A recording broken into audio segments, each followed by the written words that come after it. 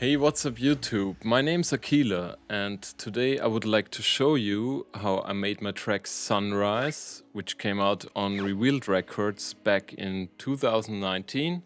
I will show you how I made it. Kahikko and I actually made the track and Kahikko worked a lot for it as well.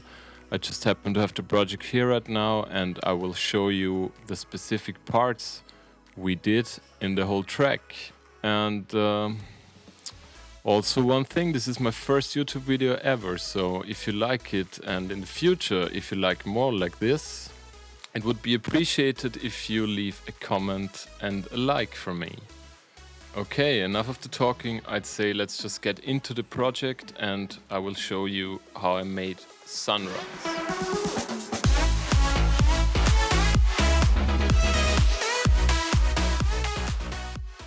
We are now in Ableton Live and this is what the project actually looks like. Let's take a look over here. I know it's pretty messy, but bear with me because all of my projects have so many tracks. It's like 128 tracks right now. And this is actually the pre-master version, so there is no master chain applied. I just did a limiter so that we can hear it louder because the pre-master is usually rendered on -6 dB. Yeah, let's jump into it. This is what it looks like. This is what it sounds like.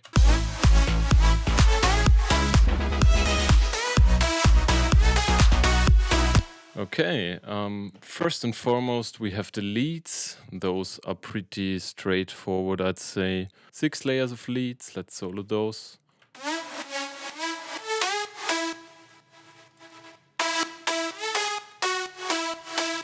And here you can see I have grayed out the counter melody, which is played in another group, which is the lead answer group over there. It's just one track. It's a Nexus, I guess. Yeah, voice leader of Nexus.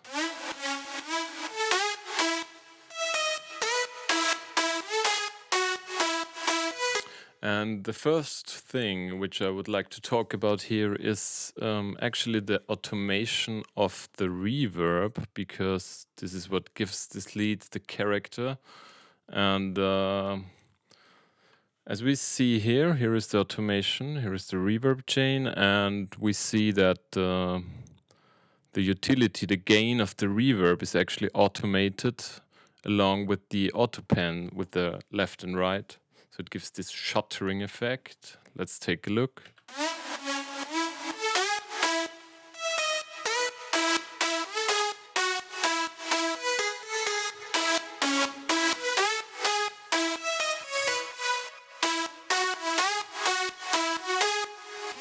So you can see that the reverb is coming up and down the whole time, and this makes the lead somehow bigger, I'd say.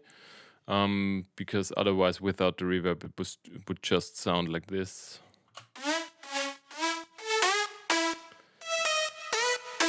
So kind of boring. And that brings the lead to a certain fullness, I'd say.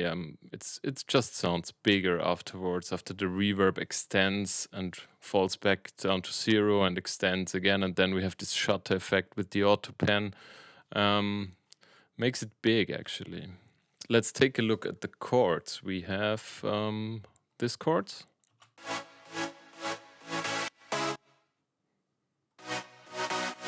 Chords are pretty straightforward. They play what the lead is playing with just the initial chord under it, like so. Nothing much to say here. It's just a 1, 2, 3 layers with some reverb stuff in it. Just reversed one note and then used it as a filler effect for those. And then we have the wobble synths. They also play along with the chords.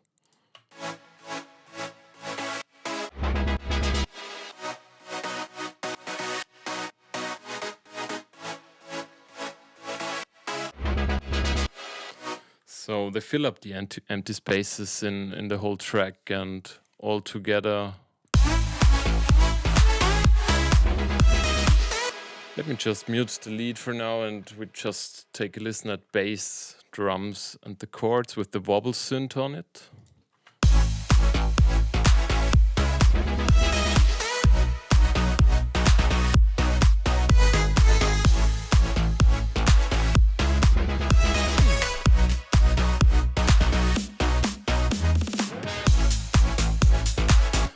So the wobble synth it just has an LFO tool on.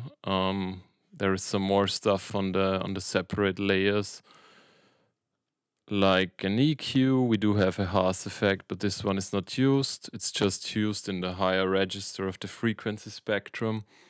And then it also has a bass. But yeah, that's pretty straightforward. The drums are pretty simple. One is the initial drums, which is just a few layers. And the other one here, called master drums, is a parallel compression of the whole drum group in a CLA 76, and sounds like this. So really nothing special. We have some effects over here.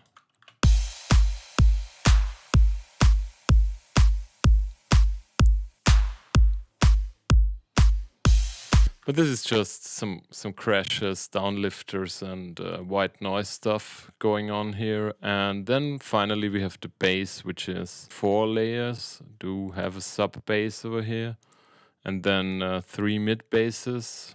One is more for the highs, one is more for the mids, and the sub obviously for the lows. Let's take a listen.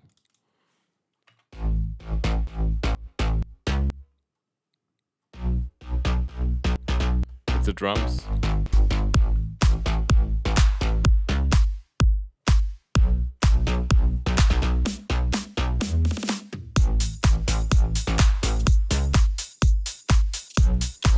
On the bass we have a compressor, then there is a rack which just separates the low frequencies from the mid frequencies and high frequencies. As you can see here, I'm using this because I processed the mids and the highs a little bit different. So there is an overdrive and there is a guitar reverb kind of thingy on the mid and high basses, and just to beef it up a little bit. And then we have a clipper. The clipper just makes it louder overall. Also the supercharger is a compressor, but you can use kind of any kind of compressor over here. And this one is doing nothing. And this one is a sidechain compression tool, which I use basically on every instance. Let's take a look at the lead processing. We do have a lead group over here, and usually I just put in my lead sounds as I go, even if I design them myself or if I use a preset. I'm just layering them together wisely to create a unique sound. Add a glue compressor. This one is the Ableton stock compressor. Then I have an EQ, just take out some resonant frequencies in mid-side mode, boosting the sides a little bit. There is the OTT, a gain plugin which does nothing, and the reverb chain, which I already mentioned in the beginning. Basically what I did here is I've broken it down into 3 separate chains actually. One is a delay chain, but I disabled this because that didn't sound good. It's just a dry chain and the reverb chain over here, and this acts like a bus. So you could actually send it to a bus as well, and you would have the same effect. In Ableton you can just do it inside of this effect track. Works pretty well. Then there is the reverb. It needs to be 100% wet, of course, because it's a bus. And one more utility overall to make it a little bit quieter, because the reverb was quite overwhelming at this time. I don't know why I took a gain plugin here. Sometimes I do weird things. I don't know why. Another EQ, sidechain compression, a limiter just to get the gain staging right. And there is a delay in the end.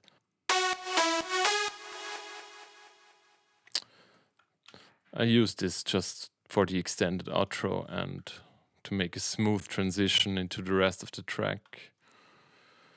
Alright, what else do we have? We have the intro.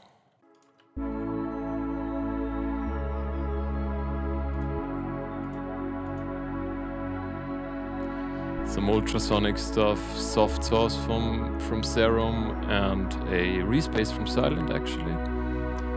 And then we have the leads separated here into super leads. I don't know why they're called super leads. probably Matti named it this way. It's just the build-up leads coming from a filter. And of course the snare build-up.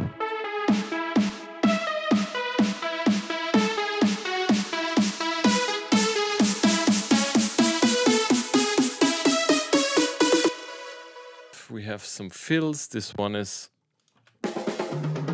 automated from left to right to give it some extra energy. So once we finish the drop, we are going into the second break, and this is what it sounds like.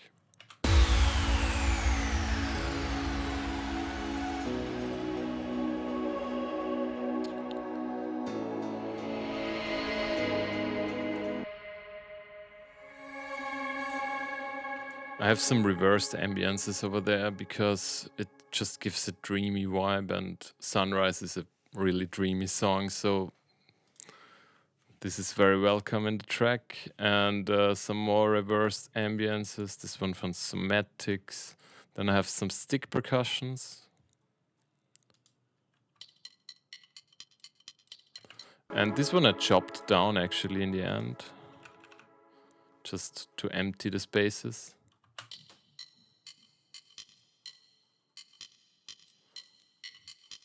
I also matched the melody with the sticks somehow.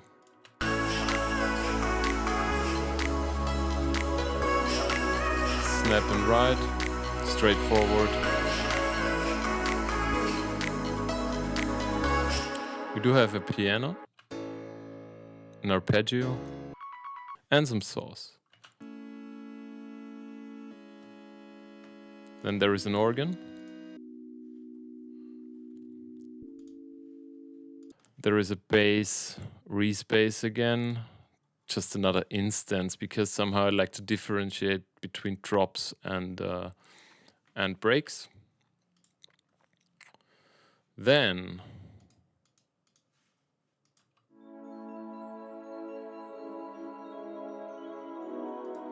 this is the Sunrise pad actually. I made this for this song because it felt kind of dreamy. I made it in Spire.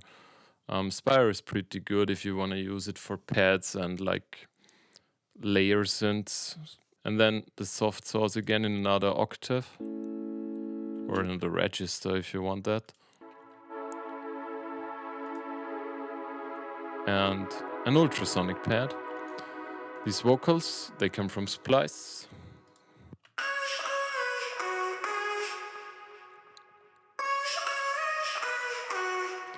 There is some plugs. They just play kind of a counter melody with the vocals.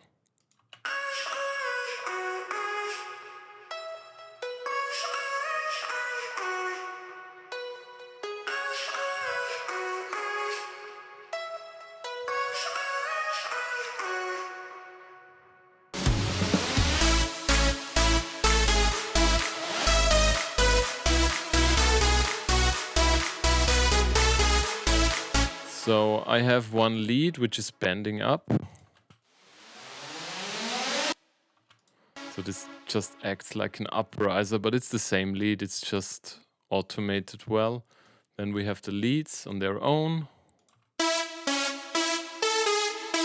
It's almost the same leads as in the drop, but processed differently, so I had to use a separate group for that.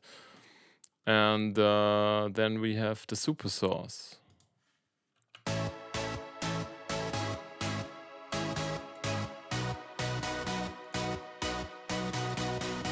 With a sub.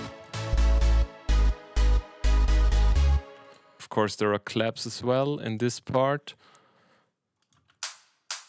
Just this one.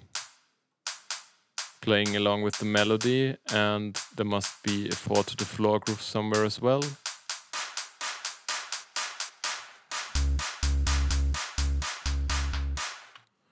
And the snap and the ride, of course. They almost appear in every section somehow because I'm really into snaps and rides. So what else do we have? It's just effects again. And then after this big room kind of super salt part, we go into the build up again with our drum fill, which is panned from left to right. As I mentioned earlier, this one is from Vengeance.